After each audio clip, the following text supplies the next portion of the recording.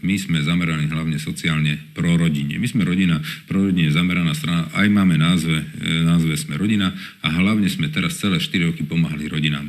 Matkám s deťmi, či sme vrátili obedy, či sme zvýšili prídavky na deti, náhradné výživné sme vyriešili. Vyriešili sme strašne veľa platieb, ktoré štát teraz pomáha týmto rodinám. My chceme pomáhať rodinám. Napríklad, hlavné body, a to musím povedať, sú štátne potraviny za normálnu cenu. Všetkých nás trápi, že máme vysokú cenu potravín. Potrebujeme znížiť. A pri všetkej úcte, tie potraviny si musí kúpiť aj homosexuál, aj heterosexuál, aj bigotný katolík, ale aj absolútne ateista.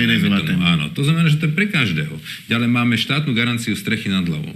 Teraz bude končiť tá viazanosť úroková pre veľmi veľa klientov bank, ktoré majú hypotéky. No, kto si nepredĺžil fixáciu. Tak sa to vyskočí, takže to nebudú vedieť schopní splácať a môže sa stať, že sa ocitnú na ulici. Tak máme program, že chceme urobiť štátnu garanciu, že štát bude garantovať, že títo ľudia neskončia na ulici a po voľbách, keď dostaneme od ľudí hlas, tak toto presadím.